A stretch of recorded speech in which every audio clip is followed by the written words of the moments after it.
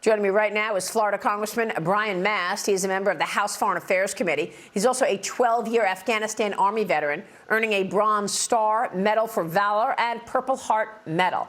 Congressman, it's always an honor to speak with you. Thank you so much for your service to this great country. Thank you. I want to start with what's going on this week in San Francisco. Xi Jinping is about to meet with Joe Biden. Your expectation? They're low, because we see what Joe Biden does when he's in front of the camera with a script. Imagine what he's like candidly behind closed doors with Xi Jinping, going through a translator, even though we know he speaks perfect English, trying to do negotiation. It sounds something like, hey, man, let's work on this together. We know China wants to do strategic things for China's advantage. Get the world on China currency, get the world on China markets, get the world on China trade, China's advantage everywhere. And Joe Biden is the man to negotiate for America. We just know that. So is there any way in hell that China is going to agree to have our militaries talking to each other and to start having others tell China what to do with its nuclear arms controls? The very low likelihood of that. The assessment by any intelligence agency would be low likelihood that that could take place for a variety of reasons. And again, the chief point being China wants order in the world, but they want China order, not America order. And anything that puts America in the driver's seat, they're going to look to resist. Yeah, I mean, it's just incredible to me how soft the U.S. has been on China, despite this massive aggression that keeps bubbling up from the Communist Party.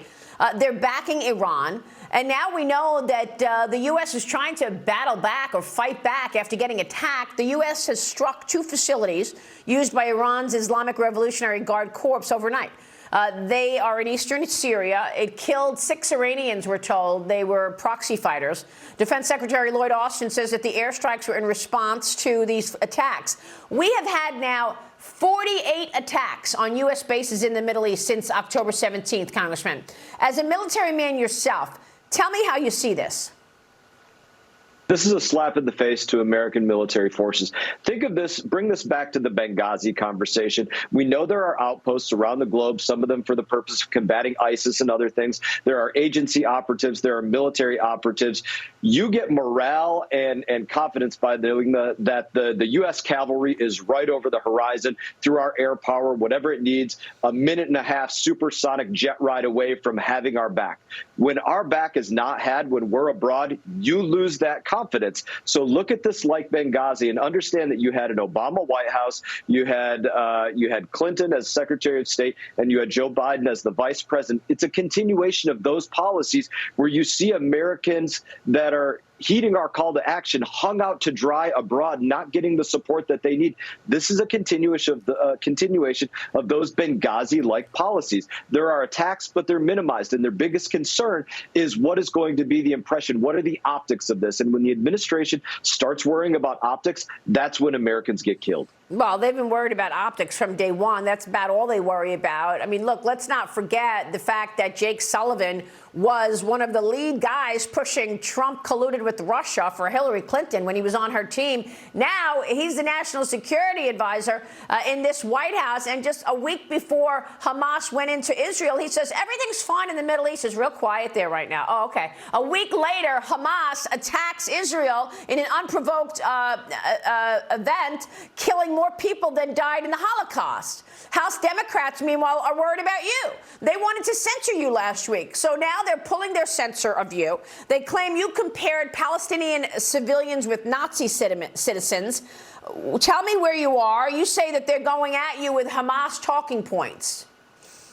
Look, this is the biggest problem. We all know Hamas lies. We'll use the Al-Aliyah hospital bombing as the perfect example. They say 500 innocent civilians were killed because of an Israeli air attack. None of it was the truth. They lie. So here's what we have to realize. Not everybody that's a Hamas fighter is in a black hood and a green bandana and labels themselves Hamas. They're children, which are, by definition, people under the age of 18. They are women. They are elderly people. And the lie that Hamas wants and Palestinians want you to buy is that it's only military-age male fighters that want to see the destruction of all of Israel, the destruction of all of the Jews across the globe. It's just that little group of people. Everybody else is just an innocent Gazan, just an innocent Palestinian civilian that did nothing wrong. They weren't part of the supply chain of bringing in the rockets or feeding the Hamas fighters or hiding them in other places. They're just innocent.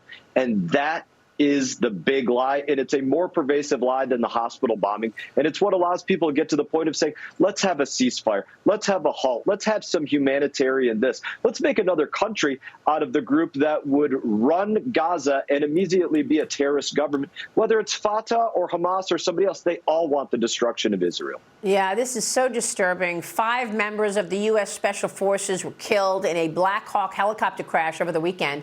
The military says that this tragedy was caused by a mishap during a training exercise and landed into the eastern Mediterranean Sea, Congressman.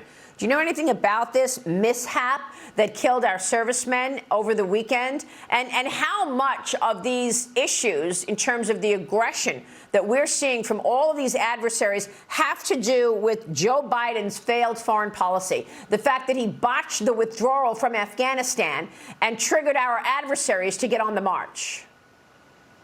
Well, I'm going to start with the last part of it, and then I'll go to our troops, right? All of it has to do with Joe Biden's failed foreign policy and his domestic policy. It goes from border to Afghanistan withdrawal, where the foreign intelligence agencies see this leader has 0 red lines at home or abroad, so they can push him wherever he wants, whether it be in Europe, whether in the Middle East, whether in Asia. They will push him. He's not going to push back, and that's why the world is on fire. When it comes to our service members that went down in a helicopter crash, number one, my heart and my soul goes out to their families. There are going to be more flags draped over coffins, more coming home to Andrews Air Force Base, more Gold Star families, and I just want to say I'm sorry to those families that's something that can never be taken back. That's right. We're all sorry and send condolences and love. Congressman, thank you so much for your leadership and your service, sir. We will see you soon. Congressman Brian Mast.